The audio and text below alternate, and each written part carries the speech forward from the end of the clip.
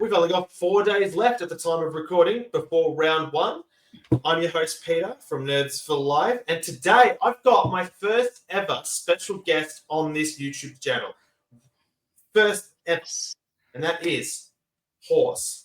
Thank you for joining me from Inside F Sports. How are you today, mate? Oh, mate, this is awesome. I get to break Pete's cherry when we're talking YouTube. So we're going to get stuck into some footy. But, mate, you have done God's work. You have done God's work in the social media world right through the preseason into practice matches. And, mate, you've been a wealth of knowledge for not just for myself, but for all SuperCoach players and coaches out there. I'm having a lot of fun. Preseason is the time that I enjoy the most. And as soon as round one kicks off, it's usually when I've noticed all my mistakes and start to cry. So preseason's my favorite, which is why I do a lot of posting throughout the summer.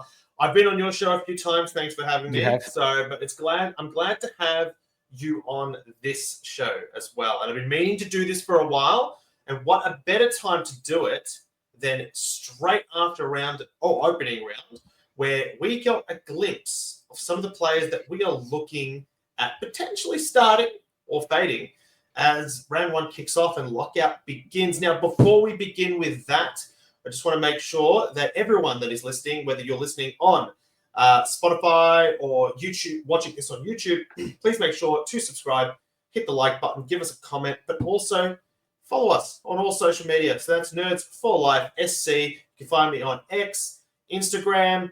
I was about to say Twitter, but that is X, Facebook, everywhere. TikTok, I'm on all of it. And you can also find Horse as well. He's got his @ symbol just below on X and Inside F Sports everywhere on social media too, because my content goes there as well sometimes. Yes, sir. Now, let's kick it off. We had a huge Friday night. Sydney took on Hawthorn and fumbled. To be honest, the Hawks looked really good, and especially one man in particular who I just want to bring up on screen, Will Day.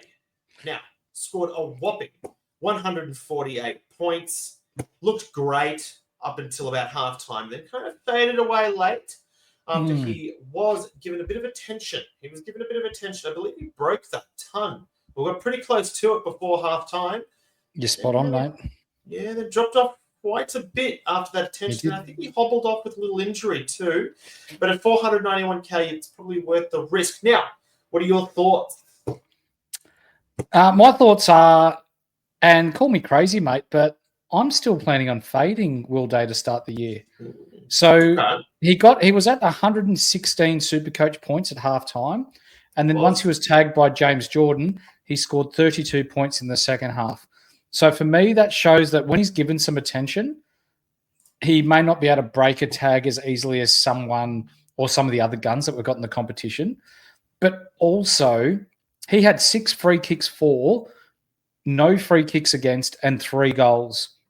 I've never seen that happen, Pete. I know that he's going to be spending a little bit more time up forward this season, but the reality is Will Day going to be kicking 3 goals a game? I don't think so, especially considering how easily he was able to be shut out of the game in that second half. Other teams have taken notice. And I'm looking here, and I can see Essendon probably won't take him, so he's probably going to have a good game against the Bombers. Unfortunately. Sorry, Horse. The Blues. Apology accepted. Could cop a tag against the Blues. Yep. And the Giants, do you see what Bedford did against Nick Dacos? I know that we haven't jumped to that game yet, but let's be honest, that's scary for any Will Day owners. Yeah, for sure. And then you got Port Adelaide. Willem Drew will go to him as well. Willem Drew will go to him. Now, Geelong don't usually tag, but it's a tough midfield, I would say. West Coast, he should score well. Honestly, I can't see him gaining too much cash because massive 148 score, awesome. But that's the first game of the 3-round average. He then pumps out 2 average scores. And that 148 rolls out of the 3-round average very fast, just in time for a Bedford tag.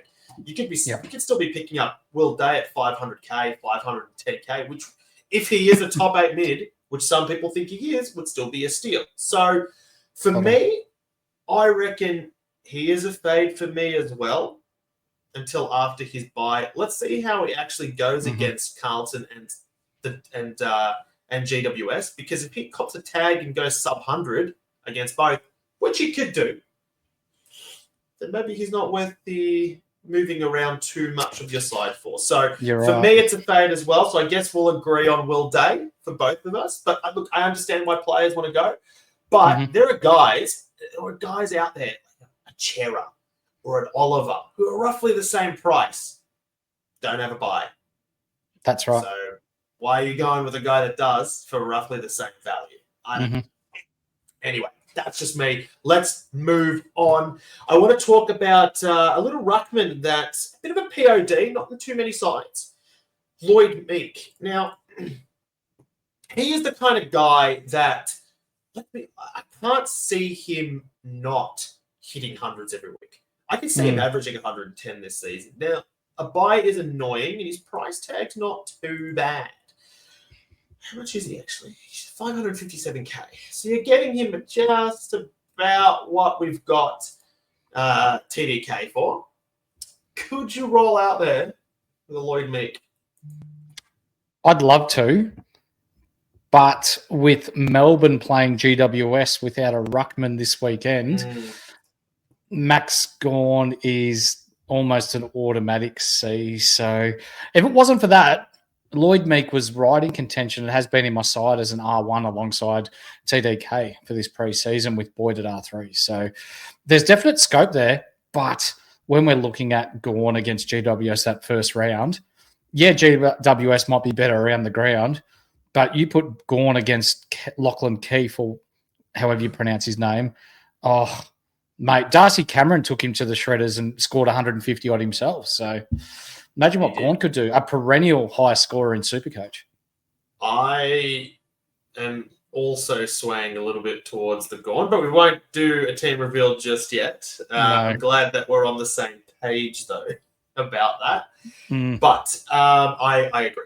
Lloyd Meek, good option, but probably better options out there.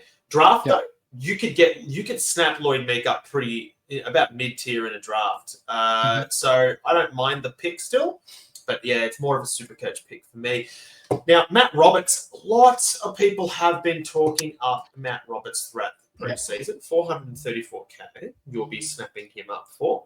Just came off a pretty decent 124, did whatever he wanted in defense. And I just can't see that changing. He's got the role. He really does have that role. Now, he's got Melbourne coming. Oh, sorry. Just going to grab the correct draw. He's got the Lions coming up, Freo, North, Collingwood, Port Adelaide. Not the hardest draw for halfbacks. That Collingwood game is the one that's the most juicy for me. I don't mind it. I really don't mind this pick. I hate that he did this. Yeah, I hate that he did this in the practice match. Because you watch round 0 and the way that Sydney were looking to get the ball in his hands.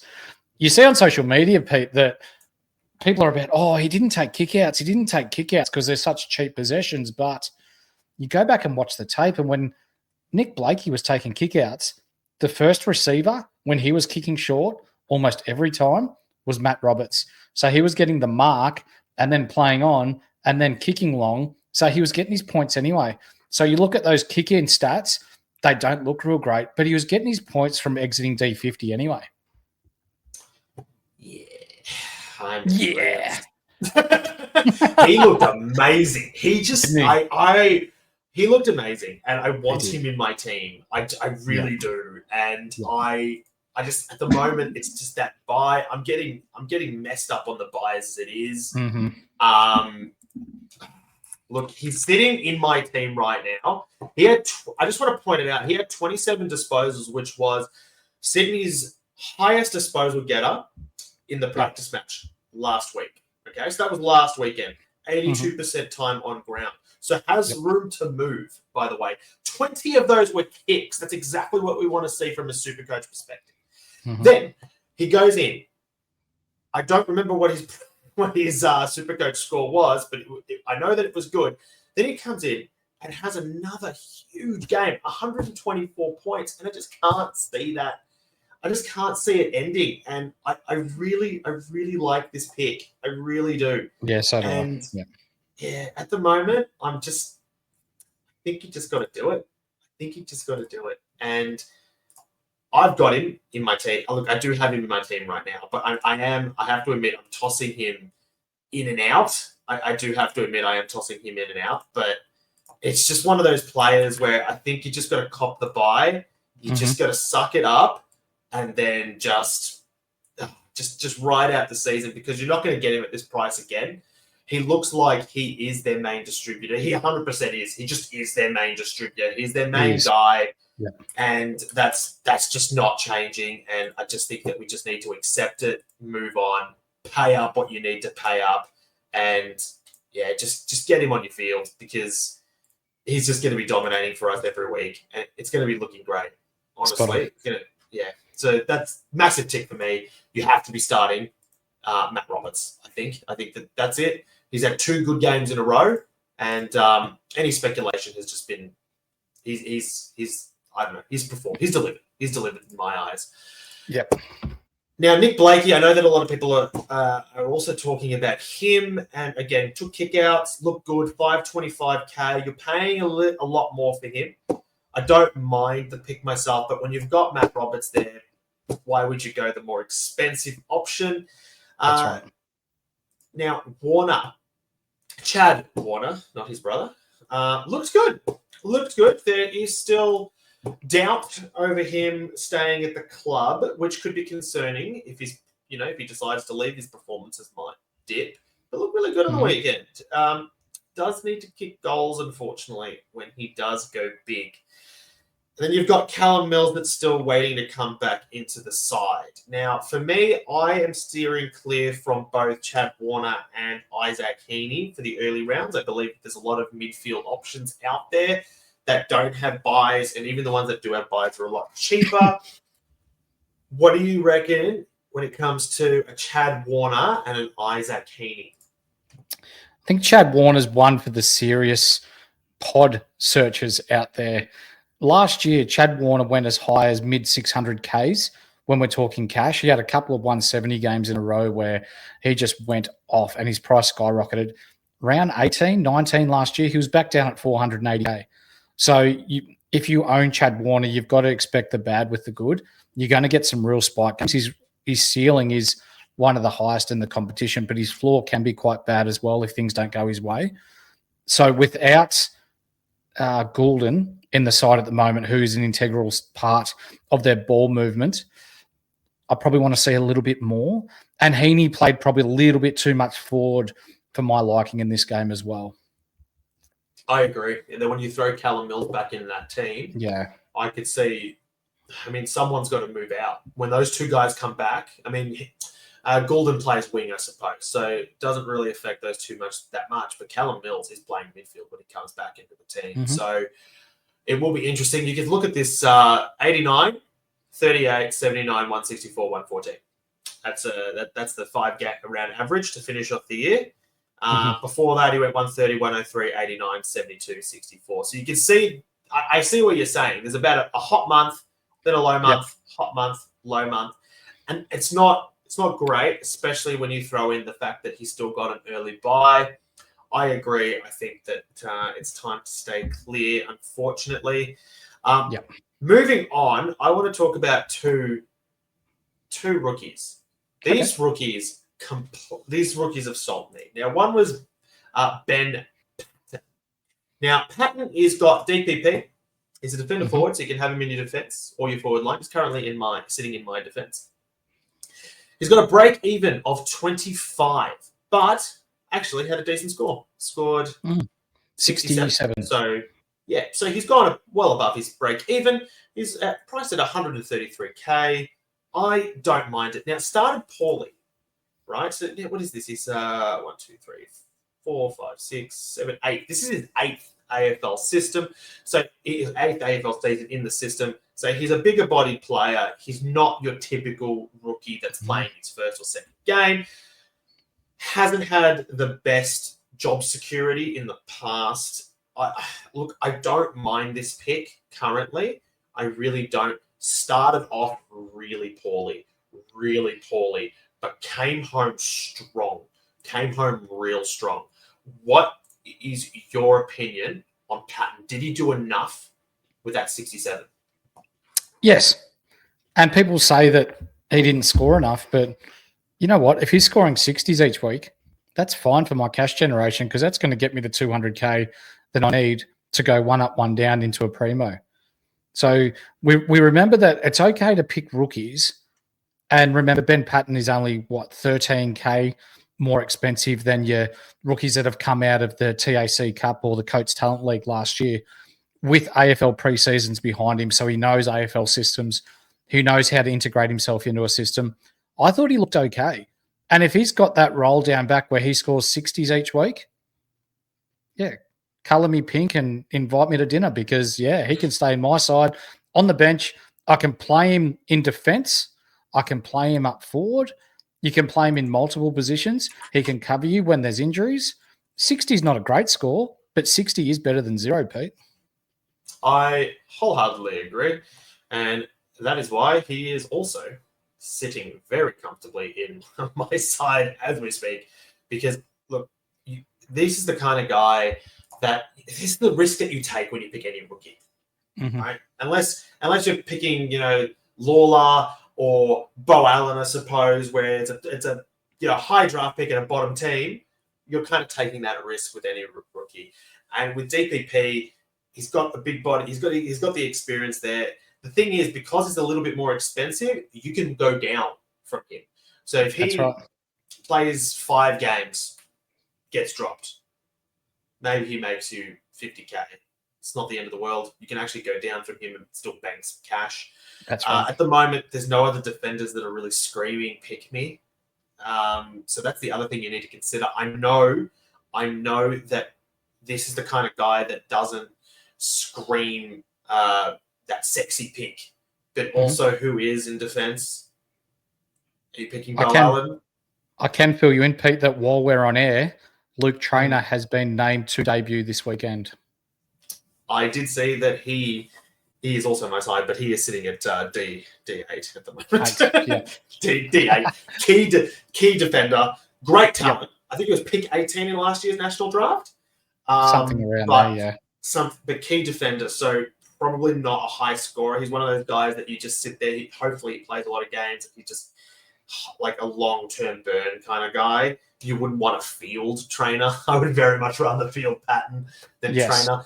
But Patton, look, I know that people said that he did start poorly. He did lose a lot of contests, but his finish was really strong. So for me, if he's named, and also you can look at it, he's already played a game. He's already almost at his bubble. So you're going to lose out on that advantage. Like, he's already at game 2 if named this weekend. It's the kind of guy you kind of have to pick. Now, another rookie. Now, this is another rookie that I am seriously considering. Where is he? Oh, it's the other game. We'll go to them in a minute. But there's 2 more players that we are very much going to massive warning signs, massive X. We're not picking them. And that is Sheldrick. Angus Sheldrick has been in a lot of our sides in and out throughout the preseason. Had the role. If you actually look at his heat map, had the role. Was playing in the midfield, but couldn't get anywhere near it, unfortunately. Did also get an injury, so that means that he will most likely be out of the side come this week too. A little bit of a higher price player at 161K as well. Unfortunately, just did not deliver. His break even was 30. He did hit that break even, I suppose, which means cash generation has been stopped. It is his first game in the cycle, though. It's a no from me. Unfortunately, that's not someone that we can start, but I'll leave it to you. What do you think? He looked slow, Pete. He looked like he was just a half a step behind everything that was going on. And, mate, you can save 50K and have Lucas Campriali, who's debuting for Carlton, on your bench and use that cash elsewhere. You really can. And I was tossing up between Sheldrick and Nevitt. I thought that Sheldrick's role on the side might be a little bit more secured with the Goulden injury and the Mills injury, but I'm going to be honest, I don't think so anymore. And so I've chosen to go Nevitt instead, personally. Yep. The other one was Tom Hanley, made his debut. I think he was the sub, I believe, from memory. He's a midfielder. He scored 27. His break-even's 22. His role is in the side. Sorry, his job security is not great. So, unfortunately, I would say that this is not the player that we should be picking. Keep an eye out on him, I suppose, but job security is not there, unfortunately. No, it's not. Didn't play bad. Didn't play bad when he got into the field, though, I believe. No. But job security is not there. So that's a no for good. me.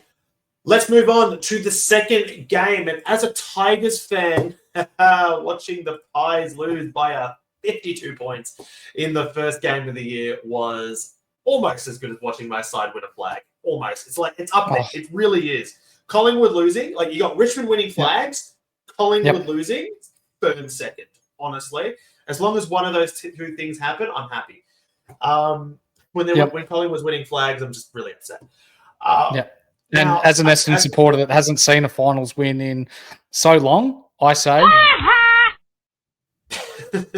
Good to see. Because both of us, as Essendon and Richmond fans, despise the Pies. And I don't understand why. There's no logical reason for it, but I'm okay with it. Big game, though, for a couple of players. Now, one in particular that I want to talk about first is Big Darcy Cameron. A guy that had such a good finish to his last season. Now, I just want to read out his last few games. This is nuts, okay? So after his bye, he had a couple of average games after the bye, but then went 131, 132, 121, 99, 165, 144, and 92. This is a guy that you could pick up at 566K, and he's got a massive 164-point score already in the system. But I myself am not sold anymore. He looked very average against Toby Nankervis the week before. Very average. Scored an early 80s, and Richmond's not a good side. Not a good side. I know that Nank is a good player, but if Darcy Cameron is the kind of guy that you're wanting to start, you want to see a better performance than that. Now, he looked downright average in the early stages of that game until Kieran Briggs went down. And then even a little bit afterwards, it wasn't great. Came home strong. But honestly, I probably could have scored 100 against Lockie Keith. Maybe not. Yeah. I'm a bit short and unfit. Yeah. And old.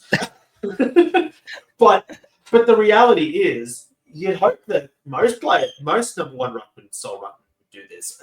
Tell me, what do you? I'm fading him. I actually am not. I don't like this at all. Nah. All Collingwood, I don't hate Collingwood as much as you do.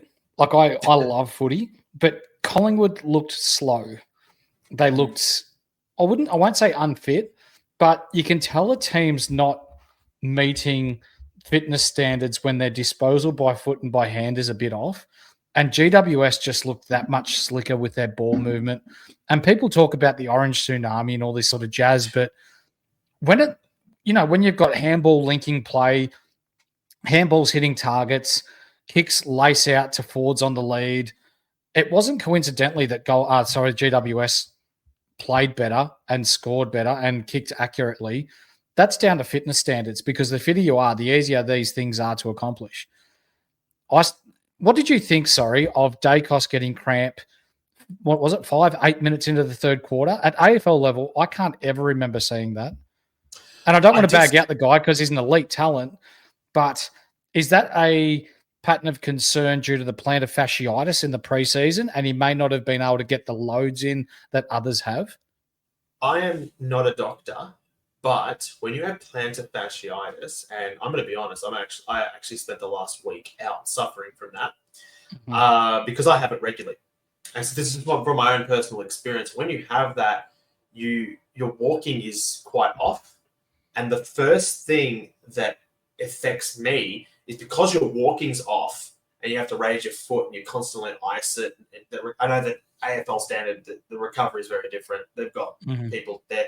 But the first thing that does that I notice is that my calves and my shins are super sore because I'm not walking right and I'm not supporting my body weight correctly. And that was the issue that he had. And that's just something that's for someone that has been suffering from this as well myself personally, they're the first things that I saw because my body's just not, I'm not supporting my body correctly. And especially if I'm exercising. And that's the cramp that he had. We also saw other players like Lockie Whitfield. He actually went down with the cramp roughly around the same quarter, but he came back out and ran out the ground, ran out the game. That's someone that has had an uninterrupted preseason. So for me, it was concerning because I actually don't think the Giants are going to make finals myself this year. I actually see them really dropping off. Personally, I just don't see it personally. And if that's what they're doing to Collingwood, it's not a good sign. I also, going back to Darcy Cameron just for a quick second, I also just want to point out that his ruck options are kind of tough as well. Port Adelaide could go out there with a dual ruck, which means he's got two opponents, potentially. Tim English, he should have a good day against, but Tonta Coney might actually bully him a little bit, potentially. Grundy's not a tough. Grundy's a tough opponent. McInerney should be okay. Can sometimes bleed points. The Bombers, they are a shutdown ruck as well. And then you got Geelong, not so great, but Freo could be another tough opponent too because you'd have Sean Darcy back by then too. You'd expect. So for me, going back to Darcy Cameron, I don't think with the throwing the bye in there, I don't think that's the case. But you did mention little Dacos, and I think that we need to jump to him too. Because, and this is how far I have to scroll, he's scored a whopping 66 in a game where he's got a break-even of 117. 631K, he's got a bye coming up, he's had an interrupted pre-season, and now he's cramping at three-quarter time. Gets a heavy tag and is shut out of the game. Completely shut out of the game. And it is concerning. And honestly, I just want to show you now I know that it was Bedford. I know that it's a tough opponent, but I just want to show you who he's got next. He's got Willem Drew potentially as a tag next. He's also got a potential tag against the Blues with Hewitt. And then he's got a run with James Jordan as well in round 5. Yep. Honestly. And then Jared Berry in round 6. Yep, I did forget about Jared Berry too. That could mean that we can be picking up potentially Nick Dacos in the at 100K cheaper. Yeah, potentially, genuinely, and after his bye too, because he's got his round 3 bye there as well. I can't believe I'm saying this, but Nick Dacos is a massive fade, massive. You cannot be picking Nick Dacos after that game. He looks unfit, not like not unfit, but he looks underdone. He doesn't look ready. Right? He doesn't look like he's 100%, like you said, and he's just come off with a stinker. So for me, Nick Dacos, absolute fade. However, look like he spent a lot of time in a tanning studio, though. I'll give him that. He did. He looked good tan. He looks is an attractive bloke. He looks all right, you know, and but not for SuperCoach. No. But moving on to his brother, I actually think this is an absolute steal. If it wasn't for his bye, he'd be in my team, 482K. He's listed as a midfielder only. 95 was actually a pretty down score considering how hot he started. He looked so good at halftime. Absolute lockety-lock, but really dropped off towards the end. Like the Pies did in general. The Pies just did that. Yeah, the Pies did as a whole, But I don't hate this because if that's a bad game for him, he just touched 100. He just touched 100. For me, this could be one of the biggest PODs because what's his break even? Going back to his break even, that's a 95. So it's already hit his break even. And his upcoming opponents. Let's do this. So upcoming opponents, I think, are pretty good for halfbacks. I believe they are. So he's moving into halfback. He'll get DPP by round 6. Personally, Josh Dacos. Massive tick if you're considering a POD. Then you've got to look at Harry Perriman. Personally, I still think that he is a fade. 93 for me is not amazing. For me, I don't see it. I prefer the Josh Dacos over the Harry Perriman. Perriman, I think there's just better players in defense. Perriman's the kind of guy that has been. He scored well in the practice match. He scored 120, but he had to get 10 tackles to do it. Your thoughts on Perriman? I love that he only scored 95, mate. Really? Love it. Or 93, whatever it was, because he's firmly in my side at the moment. Really? Interesting. Yeah. When we're talking about a bloke who had 27 touches, he was going at roughly 0.85 points per minute. His heat map shows that he spent a lot of time in the midfield. Collingwood just ran out of gas, from 5 minutes into the third quarter onwards. Collingwood win that game, and he scores in the 120s. So GWS dominated the ball in the second half, which may be why his tackle numbers were up. But at the same time, if he gets his hands on the ball first at contest and releases the handballs and, gets a few more touches or a few more constructive touches that lead to scores, then potentially we're looking at a 20 to 25 point difference. And at 410K or whatever he is, 417. I understand the Dacos pick because he did look really good. I can get around that. But if I can save 80K and get someone who's spending more time around the ball with more opportunity to score, then that sort of excites me a little more. Okay. Very different opinions here. Very different opinions there. The viewers decide, of course. For sure. I like Matt Roberts better. So I had to toss up between the two, so I'm picking the Roberts. But I do understand the pick. Yes, I just personally don't think that he can get those tackle numbers every week. That's the thing. That's what's bumping his score up. Yes, he'll never get a tag. You'll never get a tag. Harry Perriman. And if you are tagging Harry Perriman, there's a lot of Collingwood injuries and there's some other issues. That's right. So I do like that aspect too. Definitely an option. But no for me. Yes for horse. Yes. Moving on to the orange team. Now, this is where I'm incredibly tempted to go. Massively tempted to go. Mr. Finn Callahan. This guy that's been on my breakout radar all preseason. He's entering his fourth AFL year. What was he, pick 2, I think, or pick 3? He was an early pick, very early pick. His break-even's only 82. Has shown glimpses over his career. As you can see last season, a couple of 122s, 116, 114. Pretty good player. He's come in and has absolutely killed it in the first game. 144. Massive game. The Giants looked great. He's not going to do that every week, but there is a West Coast game coming up, so that is tempting. What are your thoughts on a Finn Callahan? Is he in your side? Don't want to give too much away, Petey, but put it this way. I think he's going to be even better with Tom Green in the side. Okay. That makes sense because he's not going to be getting the number 1 tag, is he, when Green's around? No. People say, he doesn't get contested balls. And he had 9 contested touches in his 33 touches or whatever it was on the weekend. He had 2 tackles. So be it. GWS looked to get the ball in his hands all the time. He's such a good user of the ball. A delicious left leg on him. He doesn't need contested touches to score well. And if you've got Tom Green doing the dirty work inside, getting it to him on the outside, lacing out targets, man, that's very tempting, very inviting. Use all the adjectives you'd like. I just want to say that this is the only concerning part for me when it comes to Finn Callahan. He had 33 disposals and 20 of them were handballs. So to me, that's like the kick to handball ratio is a little bit off. He has a slightly worse game. That score could really come down, but efficiency was right up there overall, that is gold for SuperCoach. That's what we want. Yep. I agree. I think that this guy is a great pick. He just really is. Personally, for me, I know I'm going to do my team reveal soon. Not this episode. It'll be the next episode. But I can't fit him in, and I will show you why during my team reveal. However, if I was going with a little bit less Giants and Gold Coast players who share the round 2 bye, this guy would be locked in my team.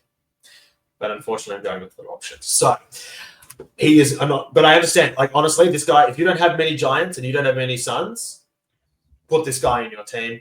You will not be disappointed. I can see him touching 110 at point average this year. Really can. Mhm.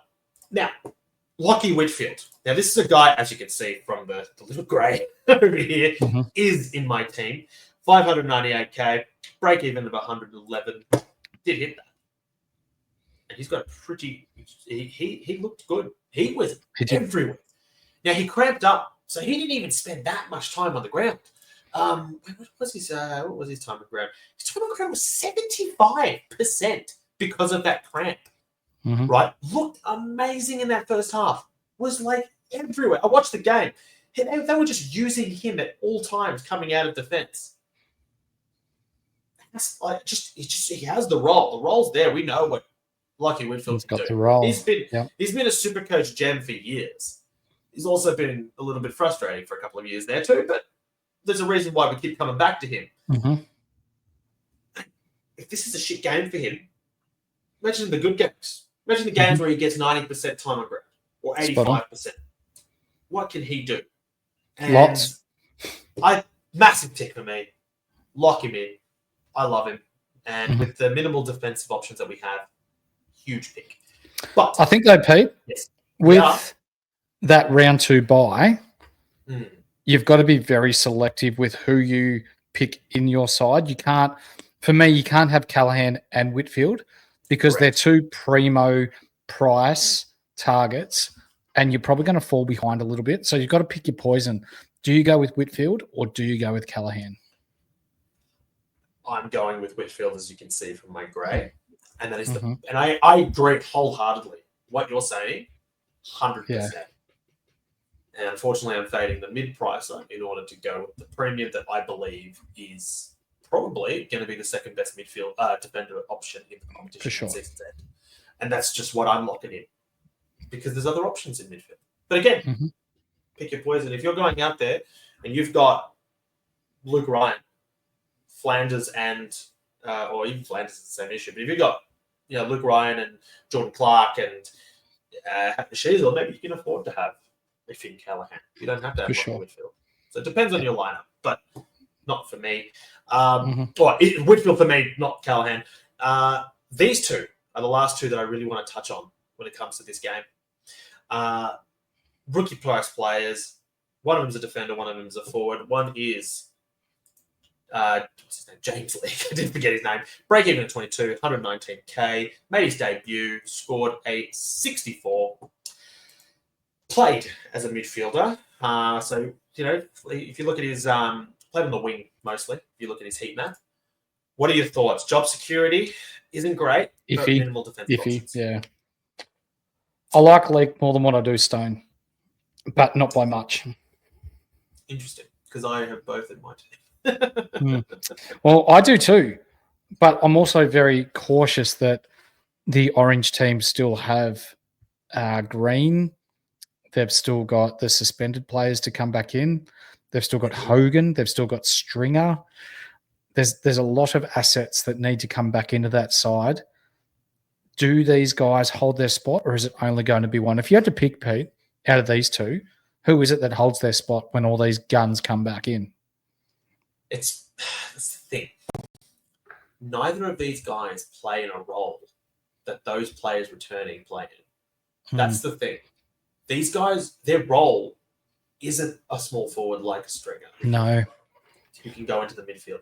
It's not an inside midfielder like a Tom Green as well. No. That's the other thing. And then those suspended players, maybe some similar roles there, yes. But James Lake played on the wing. Played on an outside running wing position. I believe Stone was playing off half back from memory. And I just don't think that they are the same type of player. So you might actually be safe to pick them purely because the guys coming in, they might push these two out maybe, but the roles would be different.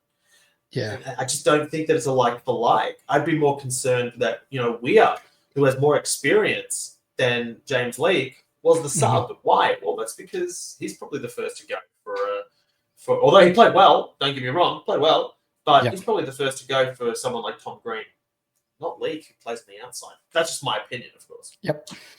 Just a wait and see. Again, for both these guys, just remember that if you can, probably don't have them on your field. Try to have them on your bench. That's right. And also, you do have the one game already in their cycle. So they're already one game closer to that 3-game making average, money. Mm-hmm. which is juicy. And that is why I am considering both of them, and both of them are currently locked in my side.